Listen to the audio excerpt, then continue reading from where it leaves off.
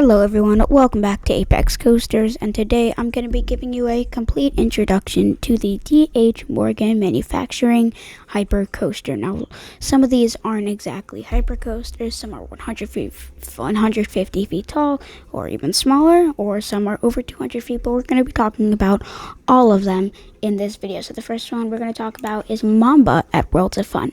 Now, Mamba is probably one of the tamest Morgan hypercoasters. There are only a couple of these, but the airtime hills near the end are nothing.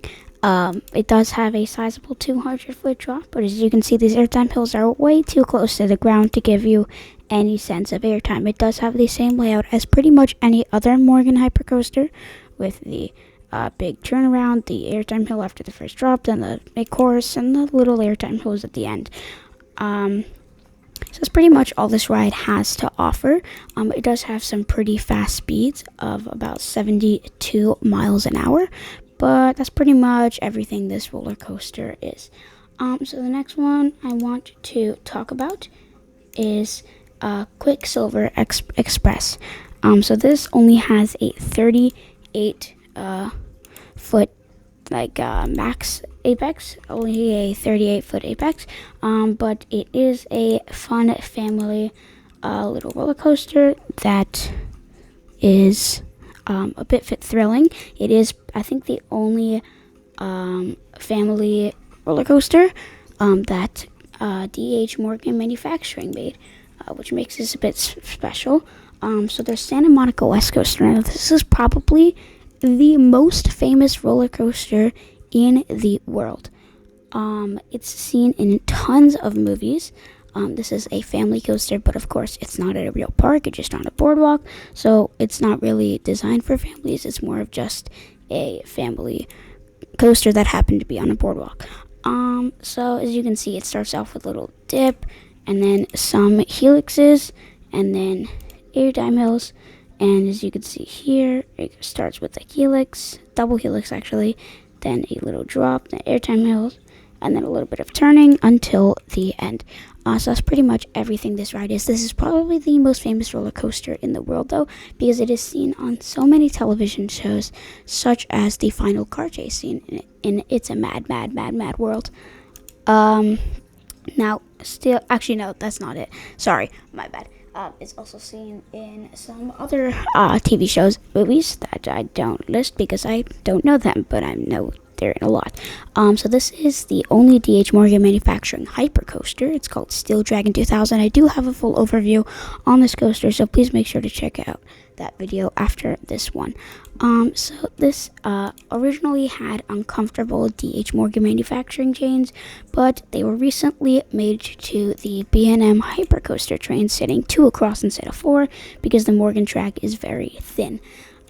So it basically starts off with any Morgan coaster, the drop, then the giant airtime hill, then the giant helix, but this has a different type of helix. It has a weird tilted loop that doesn't go upside down, and then some more turning, and then it goes back into some bunny hills. This is actually the longest roller coaster in the world, and that's what makes it pretty special, because no roller coaster is going to break that until the opening of Falcon's Flight, which I actually just did a video on. So make sure to go check that out also after this video. But Falcon's Flight is supposed to be the tallest and fastest roller coaster in the world, also classified as a new roller coaster classification in Exacoaster, not a hyper, not a giga, not a strata, an Exacoaster, which means a roller coaster over 600 feet tall. It's really crazy. So go check out the video after this one. Next one we're going to be talking about is Steel Eel at SeaWorld San Antonio.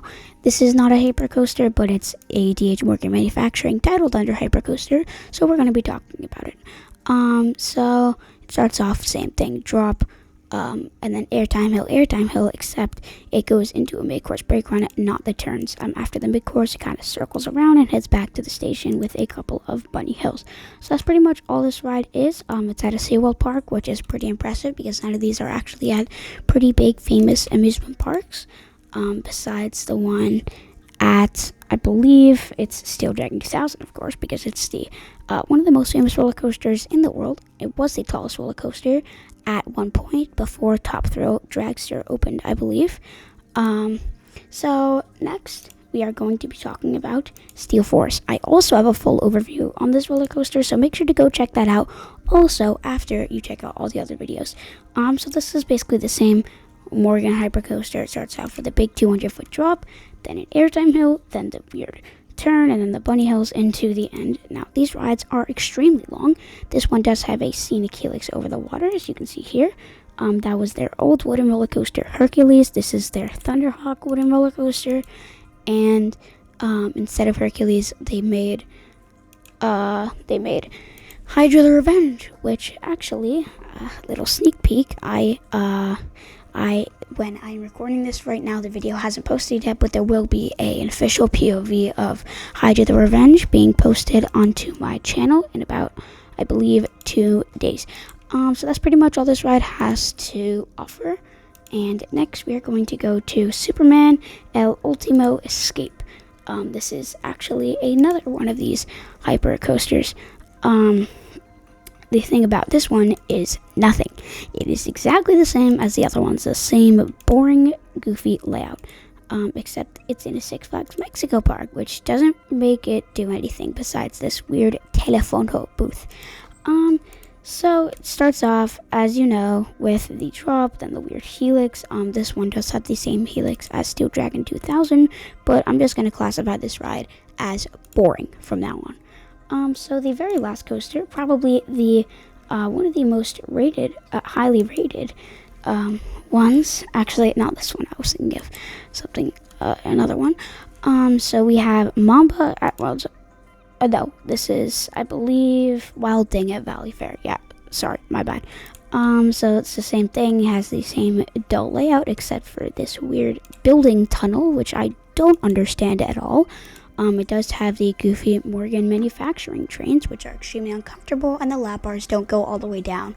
So if you are very tiny and you want to go on a Morgan Hypercoaster, I'd recommend you select your seat carefully, because a lot of them have lap bars that don't go all the way down. So when I went on this a couple years back, yeah, it was kind of scary, because the only things holding you in is like an airplane seatbelt.